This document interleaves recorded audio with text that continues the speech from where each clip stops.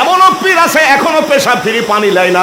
আমি আপনার মুরিদান কত আছে বলে 1010 আছে, বলে পেশাব ফিরি পানি নিলেন না কেন?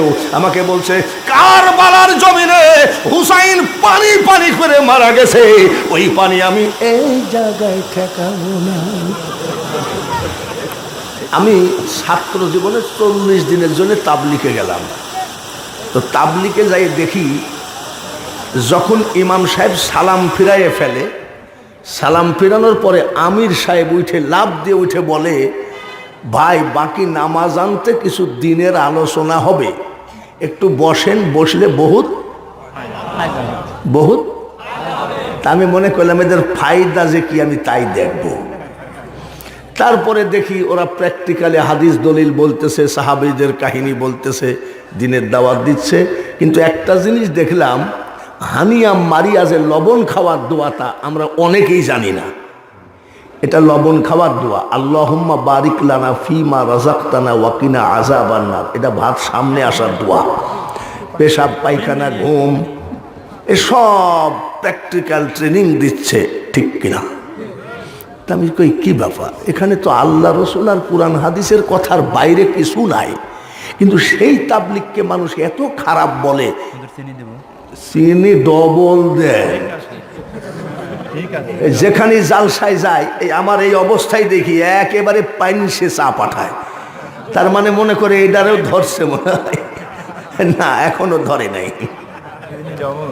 তো করছে কি, তাবলিগ জামাতে সবই তো আল্লাহ রসুলের কথা, ঠিক কিনা?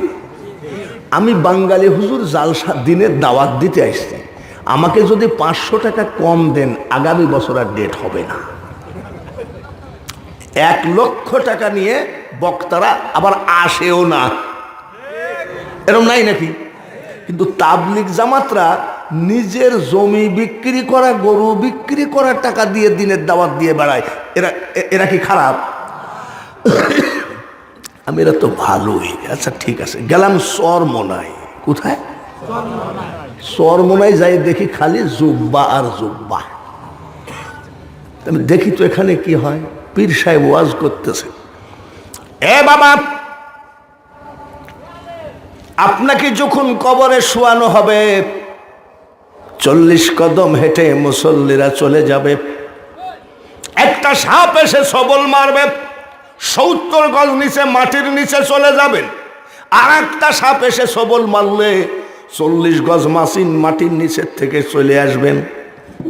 কবরের চিন্তা করেন বাবা, কবরের ভয় করেন।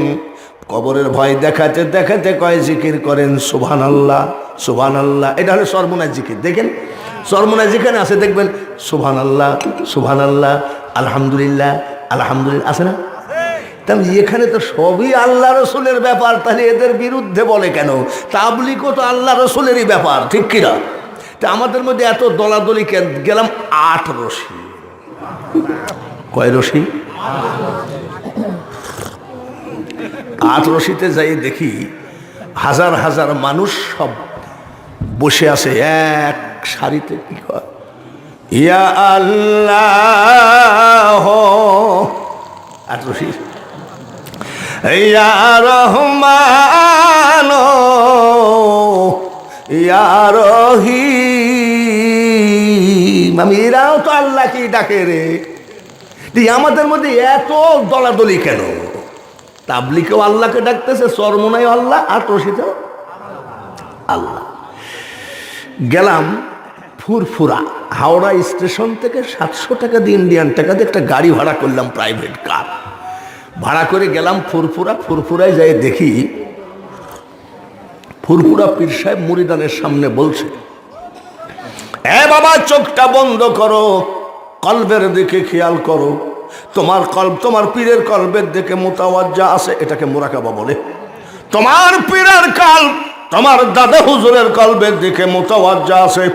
এইভাবে রসুল পর্যন্ত গিয়ে বলতেছে, পড়ো লা ইলাহা ইল্লাল্লাহ। আমি এখানেও তো আল্লাহ রসুলেরই ব্যাপার। তাবলিগ চরমোনাই 8 রশি সব তো আল্লাহ রসুলেরই ব্যাপার। গেলাম আজমির শরীফ।